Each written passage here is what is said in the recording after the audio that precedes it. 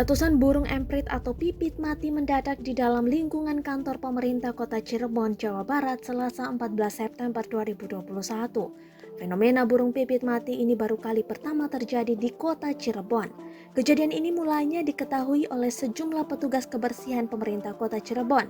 Mereka kaget saat hendak membersihkan taman, ratusan burung ditemukan tergeletak mati dengan bulu-bulu yang basah. Selain membersihkan, sebagian petugas ini juga mengabadikan momen langka untuk dilaporkan ke sejumlah pihak.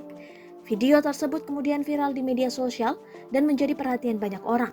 Protokol pemerintah Kota Cirebon Prasojo Raharjo Utomo menyampaikan, dirinya tiba sekitar pukul 7.00 waktu Indonesia Barat di kantor Pemkot Cirebon.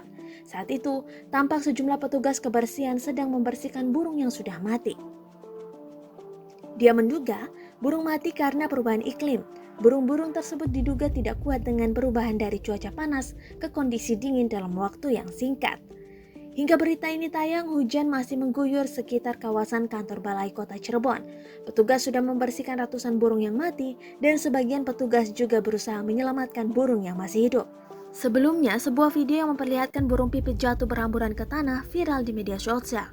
Belakangan, fenomena itu diketahui terjadi di kuburan Banjarsema, Desa Pering, Kecamatan Belah Batu, Kabupaten Gianyar, Bali. Perekam video yang juga warga setempat bernama Kadek Sutika menceritakan ketika dirinya melihat burung pipit mendadak berjatuhan pada Kamis 9 September 2021 kemarin.